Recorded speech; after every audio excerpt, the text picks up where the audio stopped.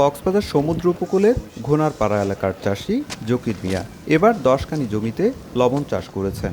আবহাওয়া অনুকূলে থাকায় উৎপাদনও ভালো হচ্ছে, কিন্তু প্রতি মাসে মাঠ পর্যায়ে লবণের দাম কমে যাওয়ায় চরম হতাশ তিনি। দালালক করলে আবার লবণের দাম কম দেব, বেশি থাকিলেও কি না আবার তো গরিব গন্ডা মানুষ আমফারা মানুষ আবার নচিনি, তা আবার বেশি গুণাবিগরি হলে তা চাই মতো আবার লবণের দাম কমে যাবে। একই অবস্থা হায়দারপাড়ার লবণ চাষিদের। তারা বলছেন প্রতিমন লবণ উৎপাদনের বিপরীতে খরচ হয় 350 টাকার বেশি, কিন্তু দফায় দফায় লবণের দাম কমে যাওয়ার কারণে দুশ্চিন্তায় চাষিরা।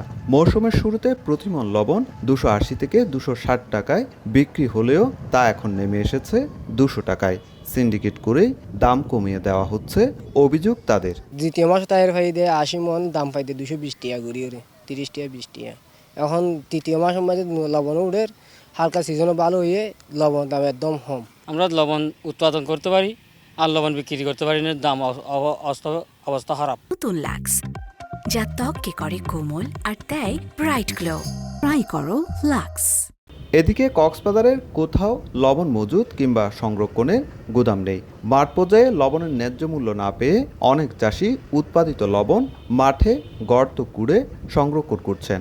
অনেকেই সংরক্ষণের সুযোগ না পেয়ে কম দামে বিক্রিতে বাধ্য হচ্ছেন। আর লবণের দাম ফেরত দেওয়া হন 5 টাকা, আর লবণ বিক্রি করে দে দোকানে 40 টাকা। এভাবে যদি লবণের দামটা যদি কমে যায়, আমরা লবণ চাষিরা কীভাবে লবণ চাষ করব? চলতি মৌসুমে লবণ উৎপাদন 3.5 মাস পেরিয়েছে, বাকি রয়েছে আর মাত্র 2.5 মাস। কিন্তু 26,10,000 মেট্রিক টন লক্ষ্যমাত্রার বিপরীতে মাত্র উৎপাদন হয়েছে 3 লাখ মেট্রিক টন। এখনও কত একর জমিতে লবণ চাষ হচ্ছে তা নির্ধারণ করতে পারেনি বেসিক। তবে কর্মকর্তার দাবি, লবণের দাম কমে যাওয়ার বিষয়টি মনিটরিং করা হচ্ছে।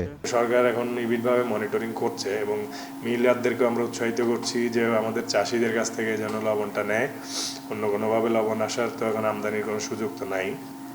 আর মিলাররা লবণগুলো কার কাছ থেকে কিনছে, কোন এলাকা থেকে কিনছে, সেগুলো আমরা মনিটরিং করছি।